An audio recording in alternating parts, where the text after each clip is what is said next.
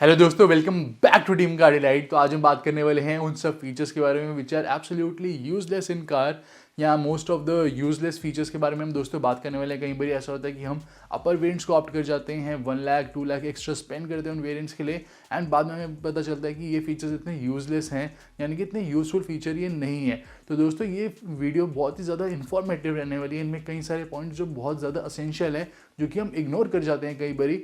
तो आप इस वीडियो को बहुत ही ध्यान से देखें, टिल द एंड तक देखें। That is rear blower, not rear AC vent. कई सारे कार मैन्युफैक्चरर रियर ब्लोअर को रियर एसी वेंट्स की तरह ही मेंशन करते हैं, लेकिन वो रियर एसी वेंट नहीं होते, वो रियर ब्लोअर ही होते हैं। जैसे कि नेक्सॉन में पहले आपको रियर में एसी वेंट नहीं मिलता था, पहले आपको ब्लोअर मिलता था प्री फेसलिफ्ट में, उससे पहले। तो अब आपको यहाँ पे एसी वेंट मिल जाता है नेक्सॉन में। लेकिन अर्टिगा जैसे है, तो अर्टिगा में रियर ब्लोअर है दोस्तों, डेडिकेटेड रियर एसी वेंट नहीं है। तो जो फ्रंट रो है अर्टिगा की, जिसमें एसी आपको वेंट्स मिलते हैं, उसकी जो एयर फ्लो है उसको वो कैबिन में जस्ट सर्कुलेट करता है, जो कि काफ़ी ज़्यादा एफिशिएंट नहीं रहता।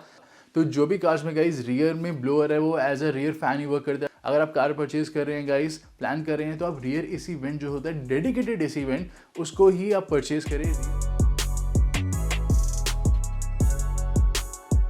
एंड दोस्तों यहाँ पे नेक्स्ट आता है touch screen infotainment system without Apple CarPlay, Android auto, navigation. कई सारी कार जैसे कि आपको इनोवा में भी मिल जाता है, और कई सारी अदर कार्स में भी गाइस इंफोटेनमेंट सिस्टम तो अवेलेबल है, टच स्क्रीन भी है वो ना। उसमें गाइस आपको एप्पल कारप्ले मिलता है ना एंड्रॉइड ऑटो मिलता है। इन दोनों को ना अवेलेबल होने से हम नेविगेशन भी यूज़ नहीं कर सकते, और उसमें ऑलरेडी इनबिल्ट नेविगेशन भी आपको नहीं मिलती, ना ही वहाँ पे मिरर लिंक अवेलेबल रहता है। तो it becomes very difficult for us. तो जो नॉर्मल ये वाला इंफोटेनमेंट सिस्टम है, ये तो बाद में भी आप इंस्टॉल करवा सकते हैं। तो जो टच स्क्रीन इंफोटेनमेंट सिस्टम है गाइस, जिसमें आपको रेडियो, यूएसबी, ब्लूटूथ, ऑक्स, ये सब मिलता है, ये इतना यूज़फुल नहीं रहता। आपके इंफोटेनमेंट सिस्टम में ज़रूर होना चाहिए एप्पल कारप्ले, एंड्रॉइड ऑटो। अगर ये दोनों नहीं है तो इनबिल्ट नेविगेशन होना बहुत ज़रूरी है। जो इनबिल्ट नेविगेशन आपको मैन्युफैक्चरिंग एंड से मिलती है, उसका कोई भी कंपैरिजन नहीं है। इवन गूगल मैप्स भी उसका कंपैरिजन नहीं कर सकते, बिकॉज वो आपको एग्जैक्ट डाइवर्जन भी शो करती है। अगर आपको सर्विस लेन से जाना है तो वो सर्विस लेन से शो करेगी। So it has no match. तो अगर आप कोई कार प्लान कर रहे हैं परचेज करने का, टच स्क्रीन इंफोटेनमेंट सिस्टम वहाँ पे अवेलेबल है। बेटर है कि आप हल्का सा हायर वेरिएंट ले, जिसमें आपको एप्पल कारप्ले, एंड्रॉइड ऑटो मिल जाए। ये दोनों ना मिले तो एटलीस्ट इनबिल्ट नेविगेशन तो अवेलेबल रहे।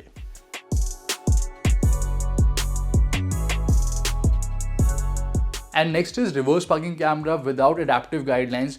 जो एडेप्टिव गाइडलाइंस है गाइस, वो आपको पर्सपेक्टिव व्यू दे देती है कि एग्जैक्टली कहाँ पे आप जा रहे हैं, यानी कि आपके टायर की डायरेक्शन कहाँ पे, और जब आप कार को बैक लेके जाएंगे तो किस डायरेक्शन में जाएंगे, जिस वजह से पार्किंग हमारी काफ़ी हैसल फ्री हो जाती है। एंड कई सारी कार्स में गाइस यहाँ पे आपको एडेप्टिव गाइडलाइंस नहीं मिलती, फिक्स गाइडलाइंस मिलती है, जो कि आप आफ्टर मार्केट एक नॉर्मल कैमरा इंस्टॉल कराएंगे तो भी आपको वैसा व्यू मिल जाएगा। So I think according to me, जो रियर कैमरा उसमें एडेप्टिव गाइडलाइंस होना बहुत ज़रूरी है। जो फिक्स गाइडलाइंस है that is of no use.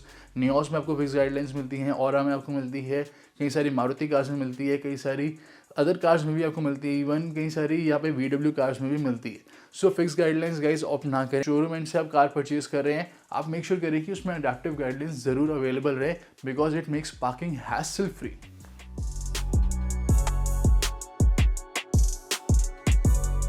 तो दोस्तों अगर आप अपनी कार में अपना जो टाइम है वो स्पेंड करते हैं on the rear seats, and rear armrest आपकी कार में अवेलेबल है, so you will know the importance of rear armrest, कितनी इंपॉर्टेंट है रियर आर्मरेस्ट। लेकिन आजकल कार्स में गाइस काफ़ी कॉस्ट कटिंग हो रही है। इवन न्यू i20 में यहाँ पे रियर में आर्मरेस्ट तो अवेलेबल है, लेकिन वहाँ पे कप होल्डर्स रिमूव कर दिए गए हैं। पहले कप होल्डर्स अवेलेबल थे, अब यहाँ पे रिमूव कर दिए गए हैं। किसी भी कार में रियर में आजकल आर्मरेस्ट इंस्टॉल हो जाती है 5500 में विद कप होल्डर्स। सो आप वही कार ऑप्ट करें जिसमें आपको रियर में आर्मरेस्ट भी मिले एंड कप होल्डर्स भी मिले।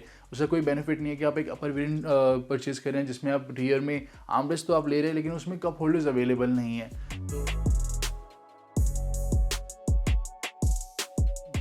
एंड दोस्तों यहाँ पे एक और बहुत ही यूज़फुल पॉइंट आता है, जो कि आपको बहुत ही ध्यान से नोट करना चाहिए। वो ये है दोस्तों कि कई सारी ऑटोमेटिक कार्स आपको हिल स्टार्ट असिस्ट के बिना मिलती है, एंड हिल स्टार्ट असिस्ट के बिना ऑटोमेटिक कार्स को यूज़ करना बहुत ही ज़्यादा डिफिकल्ट रहता है। इवन आजकल जो डिज़ायर अवेलेबल है उसमें भी आपको हिल स्टार्ट असिस्ट मिल जाता है, लेकिन आप किया सेल्टॉस देखेंगे तो वहाँ पे HTX ऑटोमेटिक में, HTX प्लस ऑटोमेटिक में भी हिल स्टार्ट असिस्ट अवेलेबल नहीं है। क्रेटा में SX मॉडल में ऑटोमेटिक में आपको हिल स्टार्ट असिस्ट मिल जाता है, which is a great thing. But यहाँ पे डिज़ायर में अवेलेबल हैं, कई सारी अदर कार्स है ऑटोमेटिक जिनमें आपको हिल स्टार्ट असिस्ट मिल जाता है, लेकिन सेल्टॉस में ऑटोमेटिक में हिल स्टार्ट असिस्ट अवेलेबल नहीं है। तो अगर आप इंक्लाइन कर रहे हैं तो आप डी मोड पे शिफ्ट करते हैं, तो ऑल्दो क्रॉल फंक्शन है, लेकिन अगर हाई इंक्लाइन है तो वो कार हल्की सी बैक आ सकती है वहाँ पर। तो अगर आपकी कार इंक्लाइन पोजीशन पे आप यहाँ पे कार को आगे ड्राइव करना चाहते हैं, आप डी मोड पे शिफ्ट करेंगे तो हिल होल्ड अवेलेबल नहीं है, तो कार उस पोजीशन पे होल्ड नहीं रहेगी। ऑल्दो डी मोड है, लेकिन गाइस कार एक तरफ से पीछे पुश हो रही है एंड जो ट्रांसमिशन है उसको आगे पुश कर रहा है, तो ट्रांसमिशन पे काफ़ी ज़्यादा लोड पड़ सकता है एंड ट्रांसमिशन वहाँ पे हिट भी हो सकती है। So guys hill start assist होना बहुत ही बेसिक फीचर है ऑटोमेटिक कार में, और ये होना बहुत ही ज़्यादा असेंशियल है, तो आप इस फीचर को मिस ना करें। अगर आप कार की टेस्ट ड्राइव ले रहे हैं तो आप मेक श्योर करें कि वहाँ पे हिल्स पे तो आप नहीं ले जा सकते, लेकिन आप कोई बहुत ही हाई इंक्लाइन फ्लाईओवर पे ज़रूर उसको टेस्ट करें। सो किया सेल्टॉस ये फीचर जो है काफ़ी बिग फीचर है जिसको मिस कर जाती है, और काफ़ी सारी अदर ऑटोमेटिक कार्स भी हैं जिनमें ये फीचर अवेलेबल नहीं है। और इसके अलावा दोस्तों जो नेक्स्ट यूजलेस फीचर आता है वो है seats with fixed headrest. So fixed headrest guys बिल्कुल भी कंफर्टेबल नहीं रहती। अगर हम बात करें फ्रंट सीट्स के बारे में या फिर रियर सीट्स के बारे में, जो फ्रंट सीट्स रहती हैं फिक्स्ड हेडरेस्ट के साथ वो बहुत ही ज़्यादा अनकंफर्टेबल रहती है। जो रियर सीट्स है शॉर्ट हाइट जिन लोगों की होती है या फिर कोई चिल्ड्रन है, शॉर्ट हाइटेड पीपल हैं, उनके लिए फिक्स हेडरेस्ट फिर भी ठीक रहेगी, लेकिन जिनकी हाइट थोड़ी ज़्यादा है 5'9", 5'10", 5'11", उनको काफ़ी ज़्यादा डिफिकल्टी हो सकती है विद फिक्स हेडरेस्ट। सो दोस्तों थर्ड रो एसयूवीज में आप देखेंगे तो दैट इज़ वेरी यूजलेस, चाहे टोयोटा फॉर्च्यूनर हो, फोर्ड एंडेवर हो, टिगवान ऑल स्पेस हो या फिर कोडियक को, जो थर्ड रो दी गई इवन XUV 500 में भी that is of no use. सिर्फ वहाँ पे चिल्ड्रन या फिर बहुत ही ज़्यादा शॉर्ट हाइटेड पर्सनस बैठ सकते हैं वहाँ पे अगर हम बात करें कोई 5'7" या 5'8" का पर्सन तो वो भी वहाँ पे अकोमोडेट नहीं हो सकता।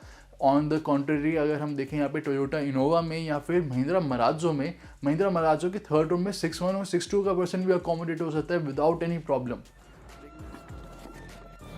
So guys, this is the third row which is most spacious in its class. Even Toyota Innova Crysta, Fortuner, Ford Endeavour भी इतना स्पेस ऑफर नहीं करती जितना कि ये एक 15 लाख की MPV आपको ऑफर कर रही है।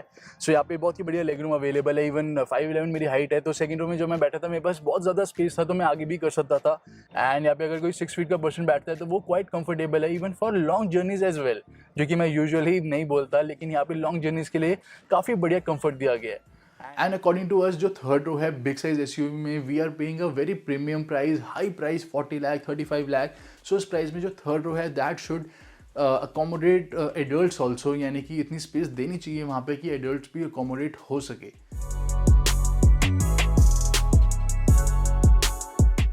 एंड गाइस जब हम कार परचेज करने जाते हैं, शोरूम में जाते हैं, हम देखते हैं कार ऑल पॉलिश्ड, यहाँ पे all coating has been done, जो पियानो ब्लैक फिनिश है इंटीरियर में that looks very luxurious, very premium. लेकिन यू शुड नो दैट कि जो पियानो ब्लैक फिनिश है वो डेली डस्ट कैच कर जाती है एंड डस्ट हाउस बन जाता है जितनी ज़्यादा पियानो ब्लैक फिनिश कार में होगी। अगर आप कोई ऐसी कार ओन करते हैं वहाँ पे पियानो ब्लैक फिनिश ऑलरेडी है तो आपको इस बात का पता होगा that becomes a dust house, every day we have to clean it. So instead of piano black finish यहाँ पे मैट ब्लैक फिनिश ऑफर करनी चाहिए। अगर यहाँ पे कंपनी वुडन फिनिश दे रही है तो ग्लॉस वुडन फिनिश की जगह मैट वुडन फिनिश दे सकती है, जो कि इतनी ज़्यादा डस्ट कैच नहीं करते। So that is another useful point जो कि आपको नोट करना चाहिए while buying a new car.